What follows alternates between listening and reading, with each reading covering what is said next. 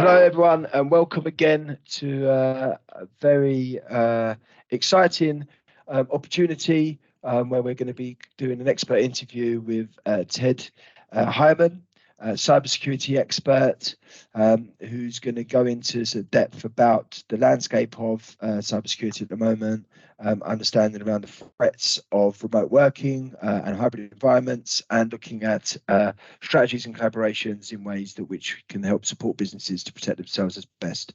Without further ado, what I'd like to do, I'd probably you'd do a better job than I would, Ted, of giving introductions. If you'd like to give us a little introduction about yourself, your history, and your background, please. Just from a personal perspective, I live in Phoenix. I've been married to my beautiful wife for 34 years, and I've been a cybersecurity specialist for over 20 years. My primary focus has been working with large enterprises, Fortune enterprises, and the DoD, helping them deploy complex security technology to solve specific problems or challenges that they're trying to address. And so I work with CISOs and work with them through these very complex projects and make sure that that as they deploy these solutions, that everything is working properly. And so I'm a sales guy, been selling for many years, and my focus has been almost exclusively large enterprise. Fantastic. That's thanks for that introduction, Ted. So you mentioned, I suppose we just unpack a bit of that now. So 20 years you've been in the cybersecurity sector. How have you seen that change, or the threats change in that time? Oh wow, it's changed so much since when I started. So I started in the security industry really at the very beginning, when corporations wanted to connect their local area networks to the internet, and they needed a way to secure that connection. And so I was selling firewalls to companies that wanted to connect their networks to the internet.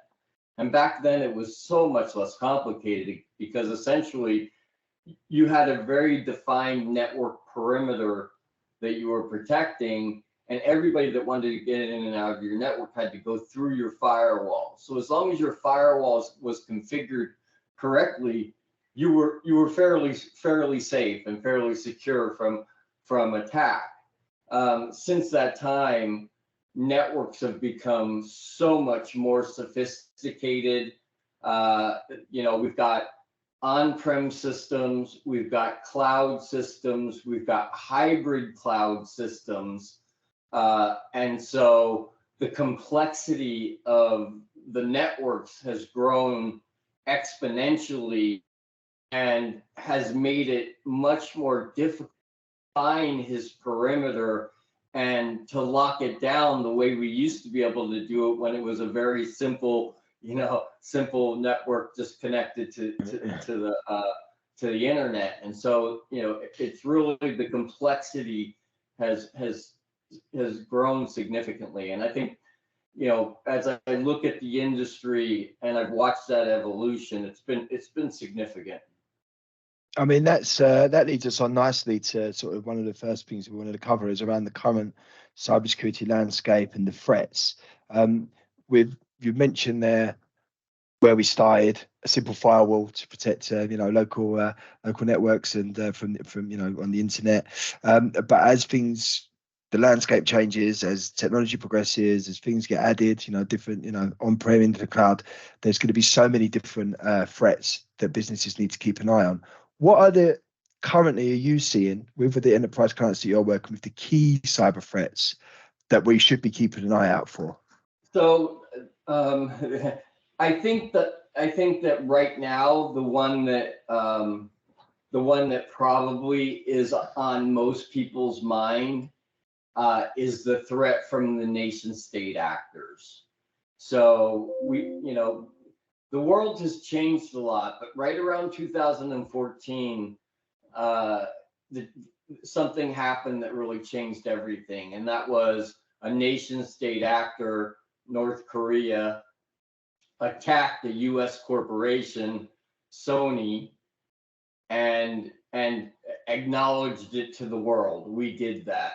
They were upset about a film that was being made by Sony about two writers that were going to go meet with the president of North Korea, and one of them was going to kill him.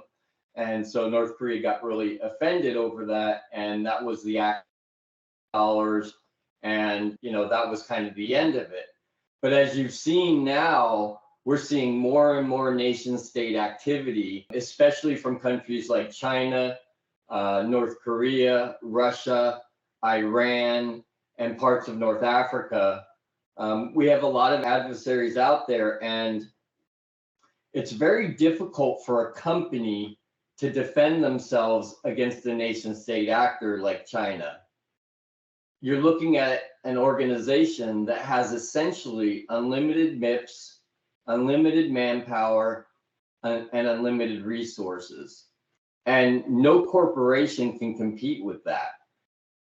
They have, in the United States, corporations have to make a profit to succeed. And so they can only allocate so much money to security. It's a business limitation. And so how do you compete with a nation state actor that has capabilities far beyond the type of capabilities that corporations were facing before 2014? And in today's world, if a nation state actor decides that they're going to hack your network, they're going to hack your network. And there's almost nothing that you can do about it, because the networks have become so complex and there are so many attack surfaces available that if they focus enough time and enough efforts, they will breach that company. And so, we always used to say it's not if, it's when you're going to get breached. It's a matter of time. But now it's not even that. You are going to get breached. And are you prepared for that? Do you have good anomaly detection software deployed, so once your network is breached, you're notified immediately and can take action, as opposed to allowing them to spend time working laterally on your network and getting access to your intellectual property or other valuable assets, or injecting malware, as the case may be. So that's really interesting. So obviously businesses have to try and protect themselves in the front end anyway for these attacks. But what we're looking at now is with these nation state actors, or the sophistication of attackers in general, it's much more prevalent to prepare as if we know we're going to get attacked. So what's the fallback once that attack happens? And then preparing the systems for that, rather than sort of try stopping a breach at the start. It's preparing once the breach has happened. That's the tactic that people are using now?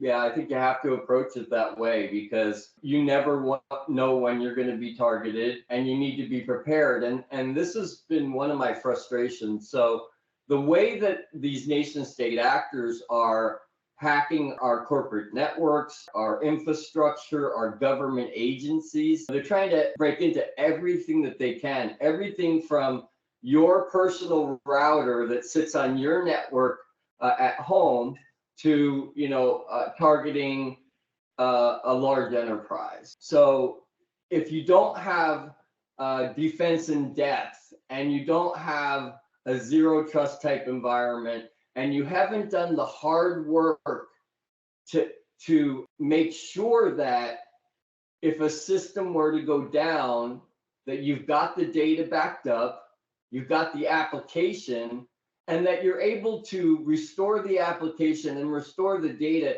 and get the system back up and running within a reasonable period of time. And so if you're a CISO, hopefully you've gone through these exercises, whether through your SOC or do a scenario. Okay, we've been breached, we've been injected with ransomware. What do we do next? And CISOs have to have a plan. You can't make it up as you go along when it happens. You can't wait till it happens to figure out what you're going to do. You need to have a plan and strategy in place so that when this happens, everybody on the teams know to access the system, and then stand the application back up and restore the data that's been backed up. Because corporations spend billions of dollars backing up data. What's the point of doing that if you can't use it to restore a system that's gone down? You would think that this is something that every CISO is doing, but they're not. And ransomware has been one of the biggest because it's so effective. And we've had nation state actors attack. I think I looked at it, over 17 municipalities, cities in the United States have been injected with malware, and it basically shut down their entire city. They couldn't dispatch police, fire, ambulance. They had to go back to paper systems. And in many cases, it took them months to get back online and back up and running, which is why there's this idea that let's just pay the guys to get our back, get our data back. It's going to be cheaper than us having to go through all this effort. So we'll just negotiate with the terrorists, which is what I consider these guys to be. And all that has done is increase the number of ransomware attacks, because of course, if you're getting paid millions of dollars every time you do it, North Korea is funding their military using these ransomware attacks. And so essentially we're funding North Korea's military. We end up paying for it in the long run. We're funding North Korea's military. Think about that for a minute.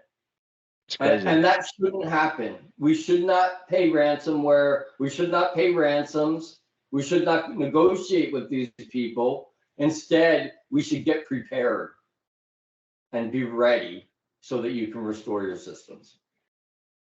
That's such a worrying statement that North Korea or any of these sort of nation state actors or the companies, the states that are coming in and doing these malware attacks through paying the ransom that they're asking for, the funds they're asking for, fundamentally propping up their military attack that you're trying to protect yourself from. And it's a really vicious circle.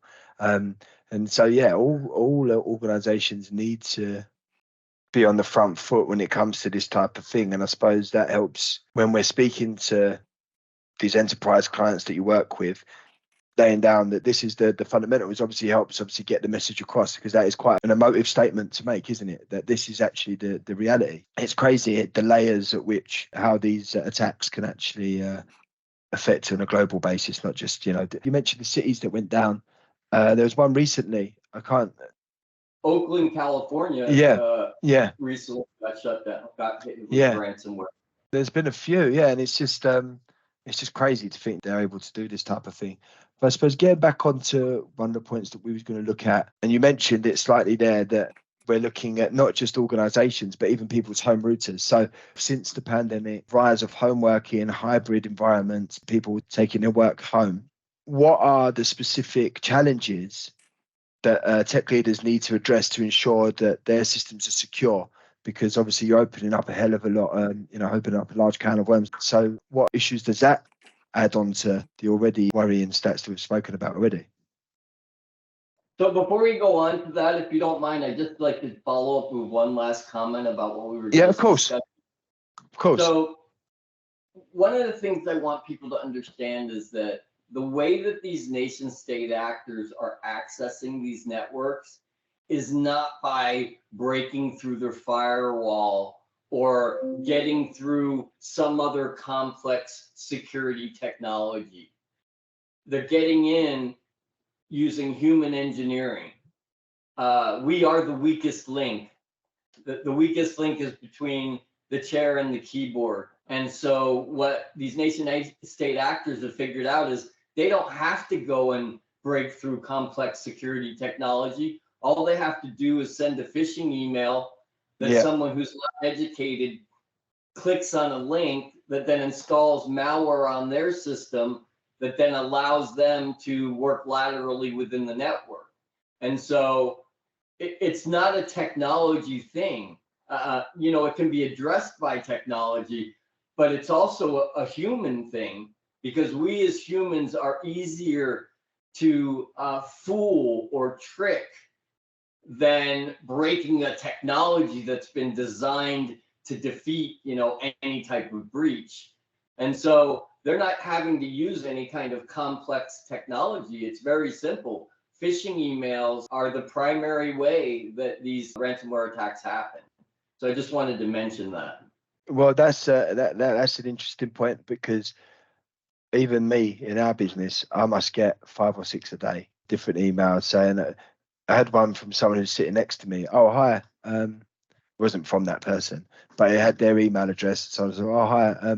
I need to change my bank account details. Can you remind me of what my current ones are, or something along those lines? And then there's we get contracts come through from DocuSign that aren't actually from any type of company. That happens quite a lot. So yeah, that is something that and on a much smaller scale as a business, over having offices in London and Austin, obviously we have to, international business now, but we have to try and keep people on their toes in terms of informing them, don't open these certain things, or keep an eye out, be prevalent. So if you've got an enterprise organization that you're working with, hundreds of thousands of people, it's much, much harder, and it can be much easier, as you say, because human error is probably, as you say, is the easiest way of breaking in. Someone said, don't press this button, someone's going to press it.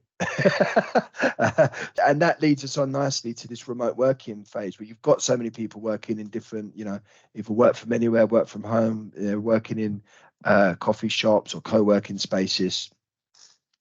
That just opens it up much more, because there's so much more opportunity for breaches. Is there any way, because obviously with human error or whatever it may be, any way of businesses really, how can they best protect themselves? Or is it actually not protecting themselves? It's saying, well, it is protecting, but making sure that the back end, in terms of once this happens, this is the playbook that we have to go through, because to prevent it in the front end probably seems near on impossible. It's much more difficult, but COVID made it necessary. So yes, many of us have had the ability to work remotely and to be able to access the corporate network. But when COVID hit, the number of people that needed to be able to do that grew exponentially. And so they had to implement, a lot of new technology to try and allow people to securely connect from their home, not only from their home network, but in some cases using their own device, what we call BYOD, bring your own device. Yeah. So they've got their own personal computer, which you don't have control of. You have no idea what they use it for when they're not working. You have little control over what software is installed on that computer.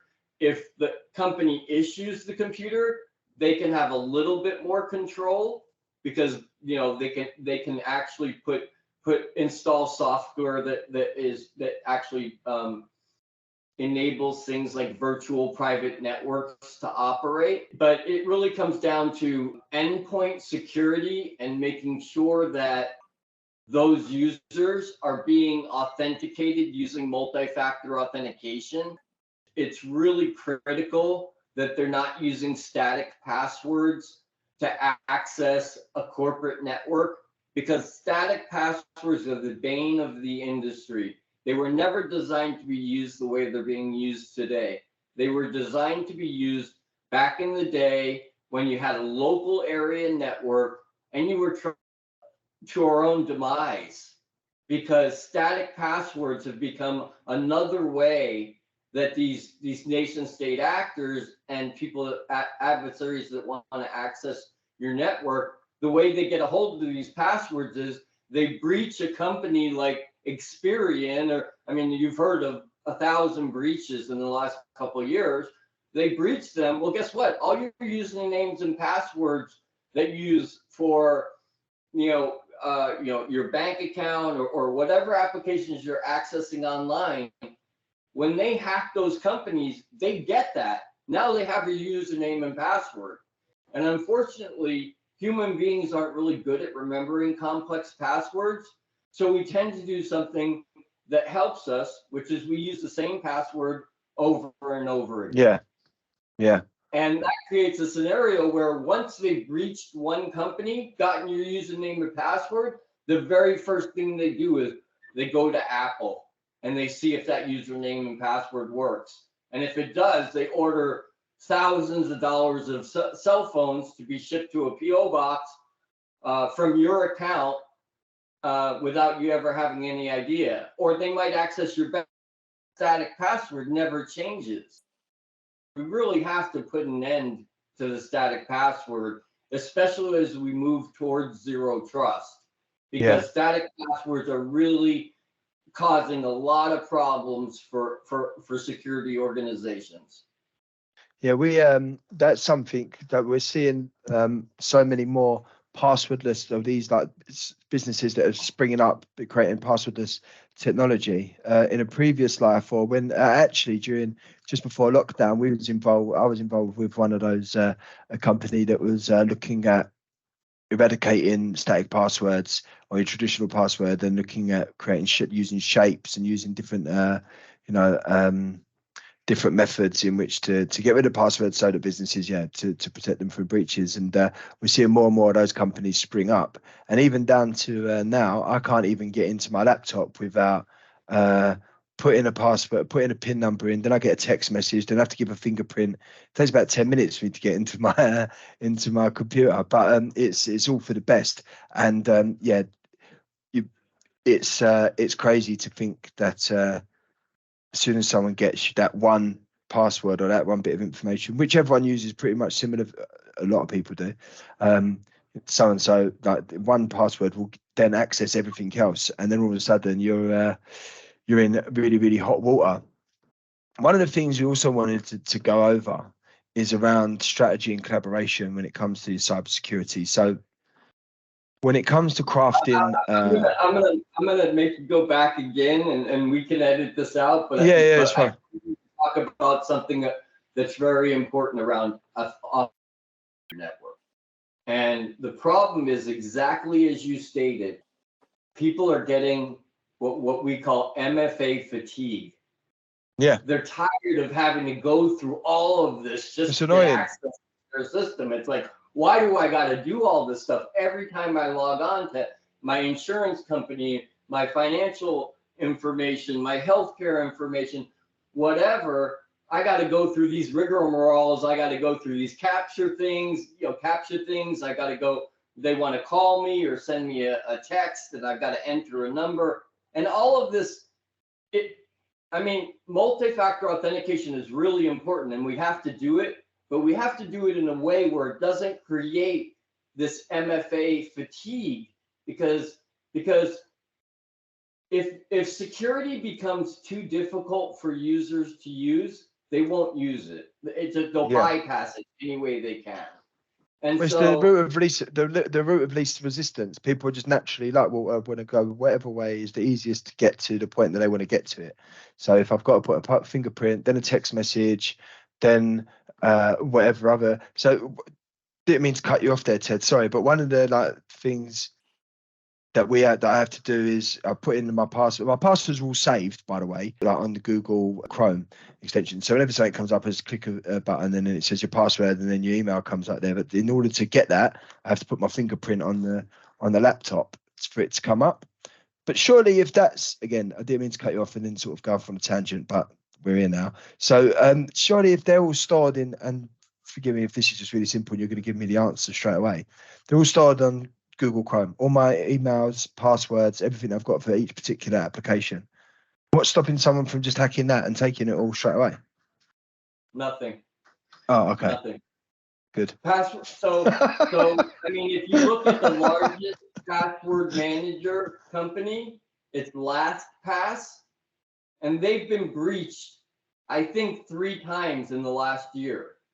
Not only were they breached, but their core code property was stolen.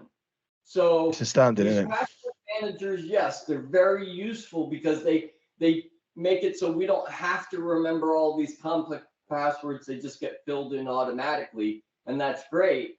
But yes, you do have that risk because now you're putting all your eggs in one basket, right? They're all in one place. They get a hold of that. It's a gold mine. They can get into everything you own.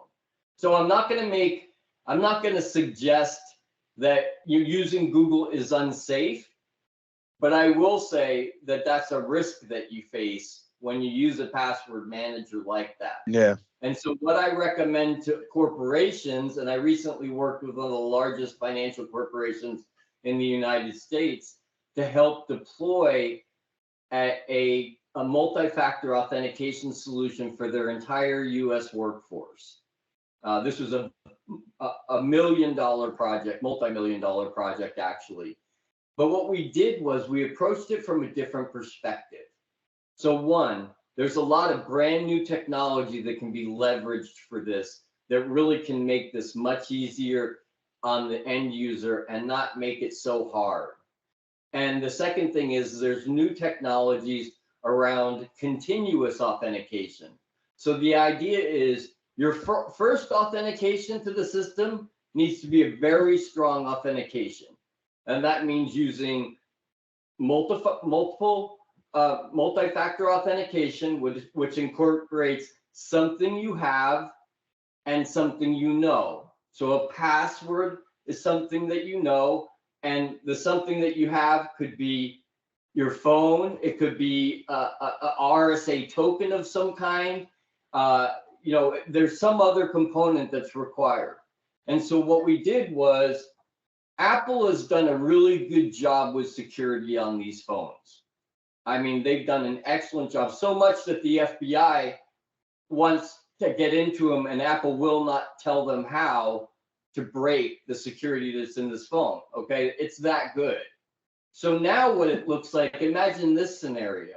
You walk into your office and your computer automatically creates an encrypted Bluetooth connection to your phone. You sit down at your desk, you look at your phone, you use the facial recognition that's already built into the phone, and it authenticates you. You now have access to the network, and very simply and easily, none of this MFA fatigue. Now, from that point, what you need to do is what's called continuous authentication. So we want to make sure for the entire time that person is logged on, we're going to check back and see, is that still that person doing this? And we can use technologies like how people type, their typing patterns, how people actually use their mouse. There are multiple different things that we can use to do that constant authentication. And I think that's the way we get to where we need to be from a zero trust perspective. We need to be smarter about how we implement multi-factor authentication because it impacts every person in the company, from the janitor to the CEO. When you're deploying multi-factor authentication, everybody in the organization is touched. And so the executives don't want a clunky, difficult way to get on the network. They want it to be quick, efficient, and clean. And so we have to be smarter about designing these authentication systems. Yeah, I mean, it's so true. Because, as you say, root release resistance, multi-factor fatigue, having something as clever as that phone facial recognition goes in, and then it just breaks. It makes it a lot easier for businesses to protect themselves, but also for the users to feel safe as well, and for the users not to, as I say. I mean, sometimes I'm reluctant to even log into certain things because there's about 3-4 different hoops that I've got to jump through. So try and find a way of not actually having to log into it. But that's just me. I'm lazy.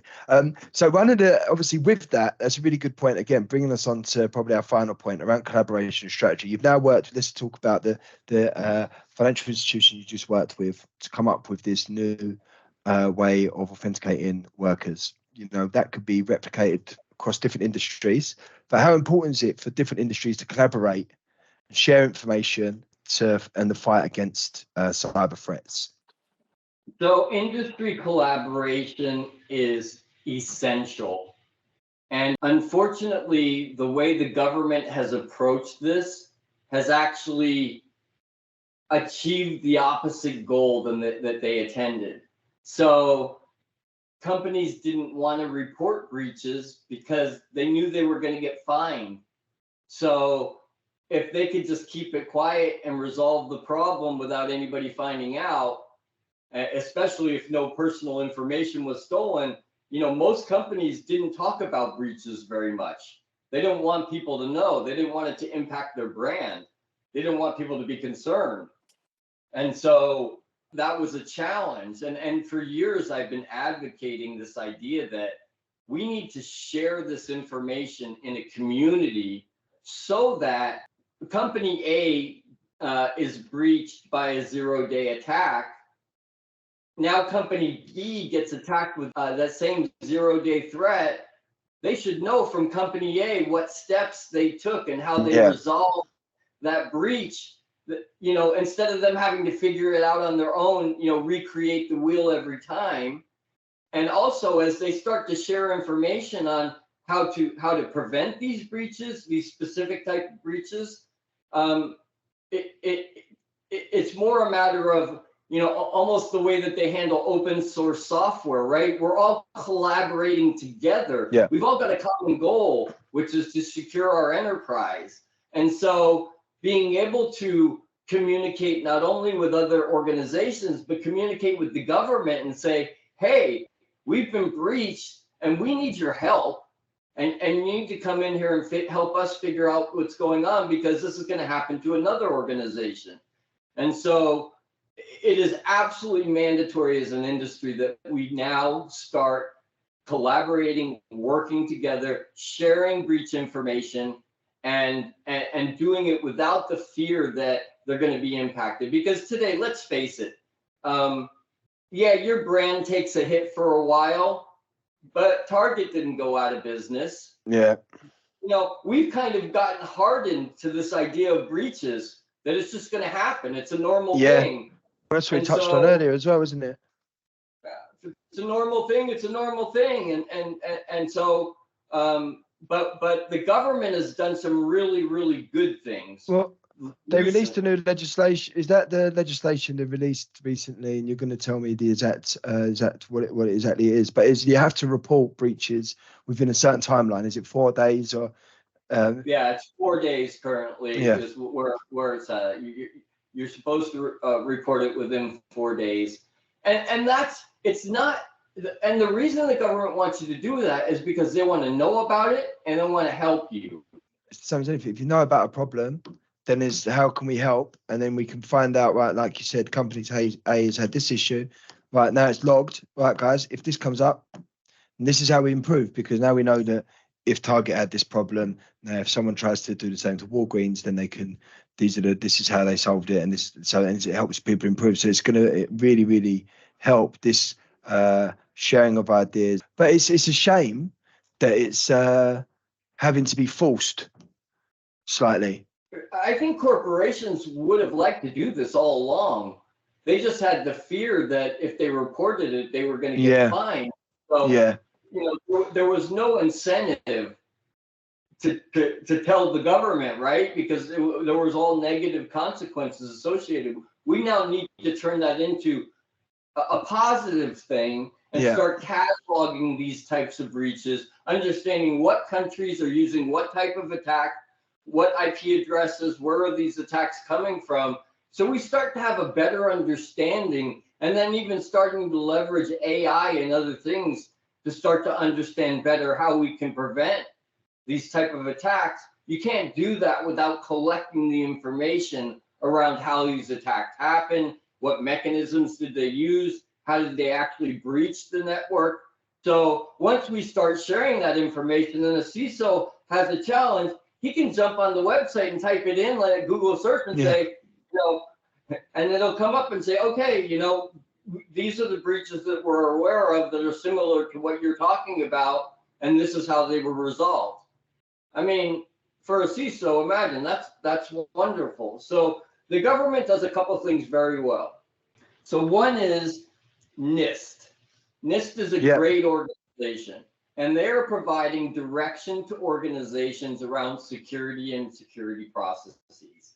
And they've come up with a with a framework for people that's pretty simple for people to understand and really valuable for organizations to adopt. And so I think that's really, really important. More recently, they just passed the National Cybersecurity Strategy Implementation Plan. And that's a new plan to try and, we're not going to penalize, we're going to award people, we're going to suggest that people do this, which is really, I mean, it's been something we should have done years ago, but the fact that the government finally figured it out is fantastic. And so, we've got CISA, the Cybersecurity and Infrastructure Security Agency, that's there to help corporations. You've got NIST. And so this new legislation and these new organizations, I think, are going to help corporations to provide,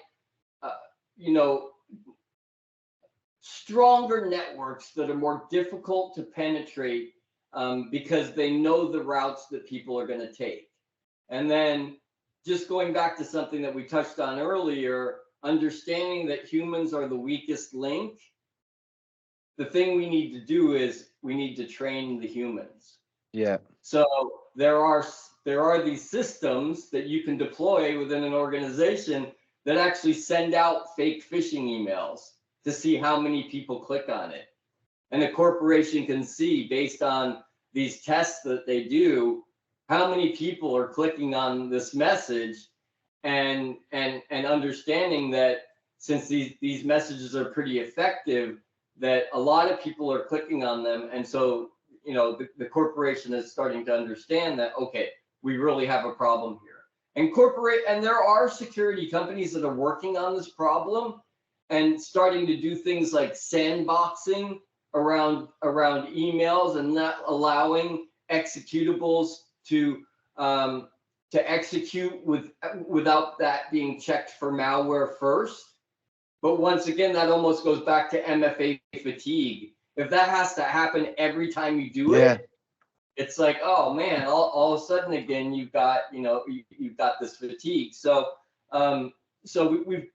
we've got to train our end users, and they have to feel like they're part of securing the enterprise, that they're just as important as the security team, because one wrong mistake by one employee can cost you millions of dollars. So it's worth spending the time and money to educate your users, because these ransomware phishing emails all have the same three things in common. They come from somebody you don't know, normally. Sometimes they try to impersonate somebody you do know. They ask you to do something that you've never done before, like wire money via Zelle or buy gift cards or do some strange thing. And they're using emotion to get you to do it. And so because we're emotional beings, we get an email and it says, oh, your PayPal just got hacked. You're like, oh, I use that I need to click on that before you stop and think about it. And what we need to do is train users to just do three basic things. One, look at who the email's from. If the email address does not look normal, has dots, periods, words that don't make sense, that's a phishing email. Delete it. That's the thing when we mentioned earlier about the amount of phishing emails that even we get. It's the first thing I do is click on the actual email, and then because it sometimes comes disguised and it will say that a person's name. Oh, that seems strange that Joe would send me that email, and then you click on it and then it's like just the random email address or whatever else. So that's the first thing when we've started speaking to everyone here about doing that as well. But it's really, really interesting, the whole concept of trying to prevent the attacks, preparing for attack, training the users. There's a whole cycle of things that businesses need to do. And I'm sure that's what you've had such a long and esteemed career and will do, helping businesses do that. I'm conscious of time.